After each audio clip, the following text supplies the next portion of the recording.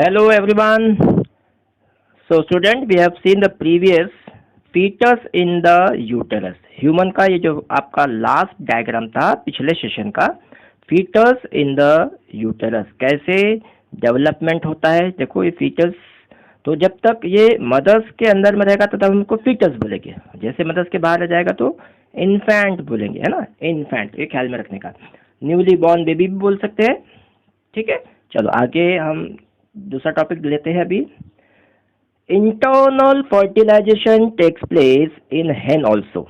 ठीक है, हमें तो पता है हेन्स का एक्सटर्नल अंडा बाहर निकलता है, लेकिन जो अंडा बनता है अंदर ही तो वो उसको हम क्या बोलेंगे, इंटरनल फर्टिलाइजेशन।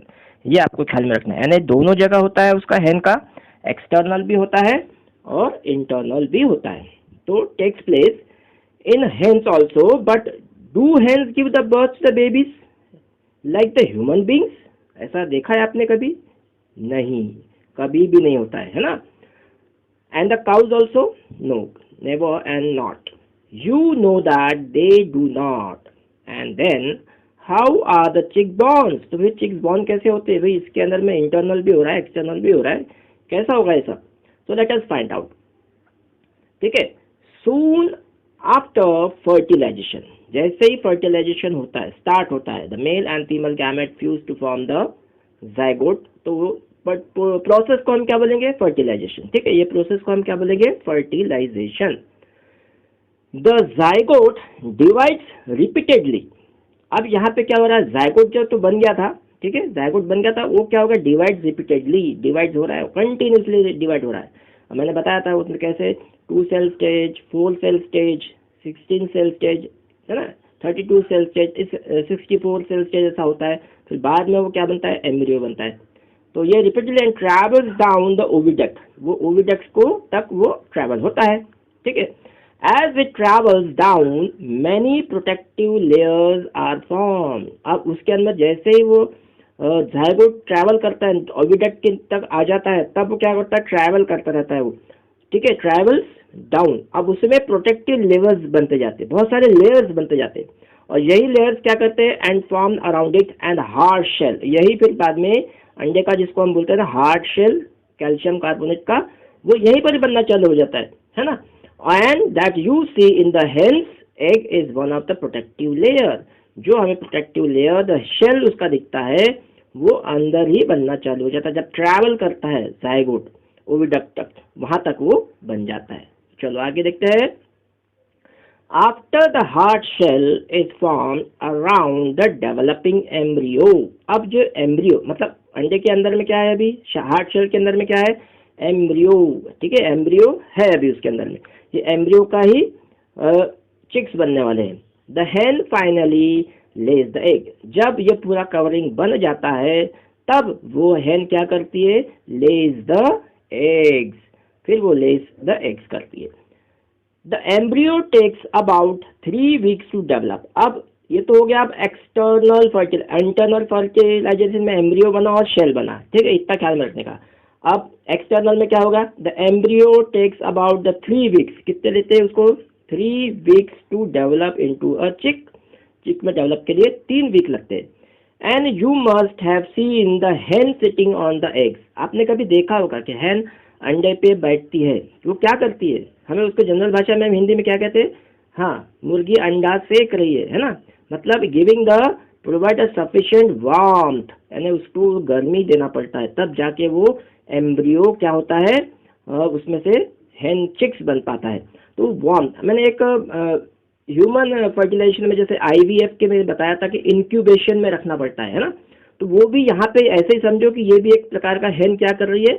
इंक्यूबेशन में रख रही है अंडे को, और उसमें उतना वार्मथ दे रही है, उतना हीट निर्माण कर रही है, ताकि वो एम्ब्रियो से क्या बन जाए? चिक बन जाए। समझ में आई बात? चलो आगे बढ़ते हैं। Did you know that the development of the chick takes place inside the egg? अब क्या हो रहा है यहाँ पे?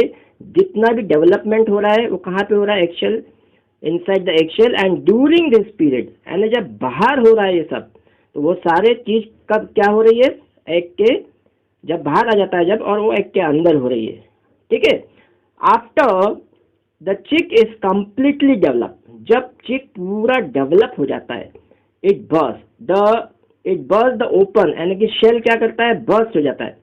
शेल क्या करता है, burst open the eggshell, और वो चिक बाहर आ जाता है। ठीक है।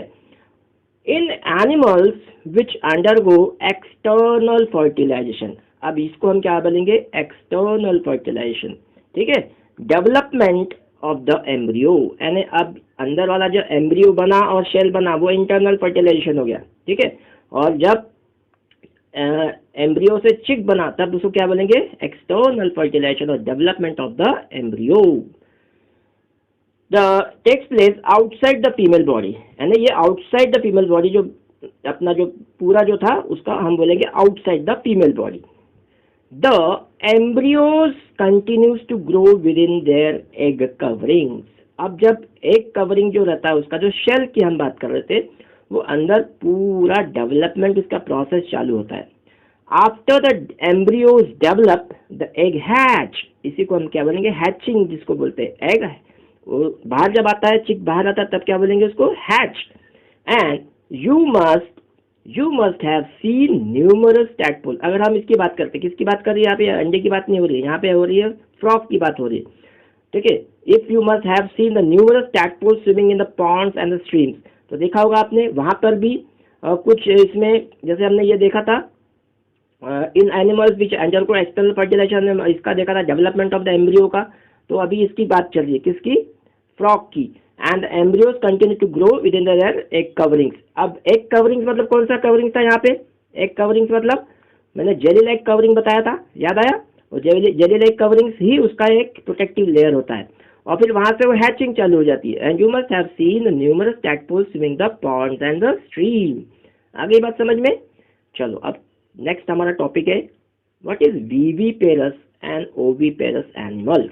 ठीक है। विविपेरस एनिमल्स क्या होता है और ओविपेरस एनिमल्स क्या होता है, ये आज हम जानेंगे।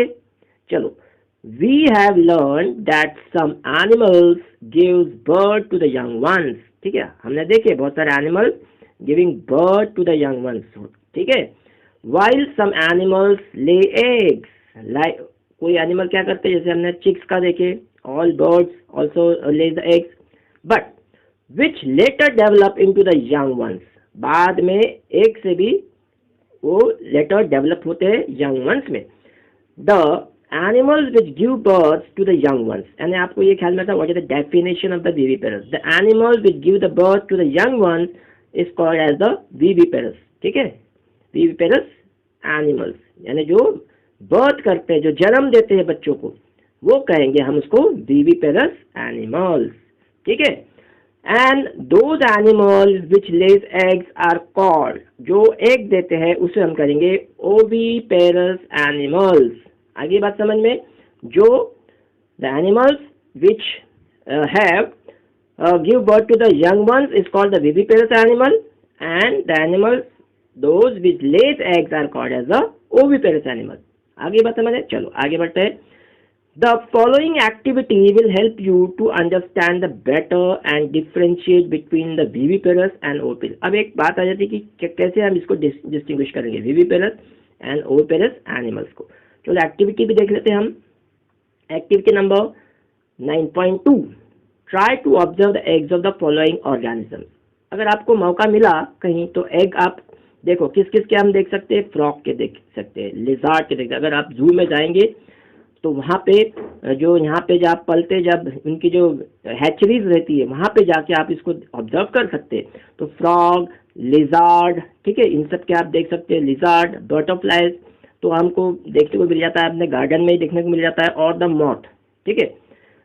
हेन एंड द क्रो और एनी अदर बर्ड, हेन का भी देखने को मिल जाता है, क्रो का भी देखने को मिल जाता है। ठीक है। हेन, क्रो और एनी अदर बर्ड का भी हमको देखने मिल जाता है।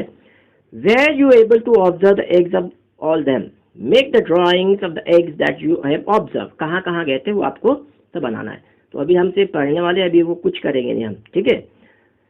The eggs of the few animals are easy to observe. कुछ के तो eggs के बहुत easily observe हो जाते हैं, because their mothers lay them outside their bodies, है ना, mothers lay outside them the bodies, हम दिख जाते हैं।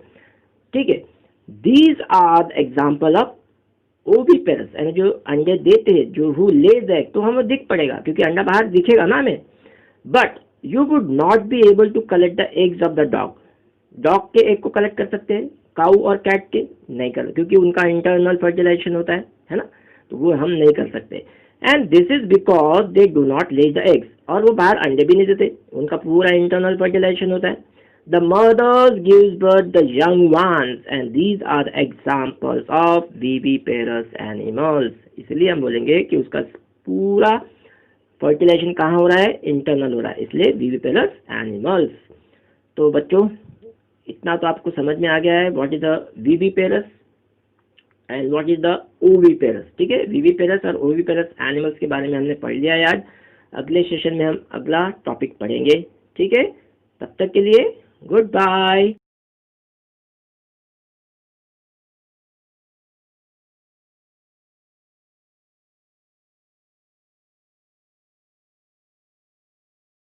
Students, if you have any doubts related to this topic, please do not hesitate to ask. Write your doubts in the comment box. I will answer your question. Thank you.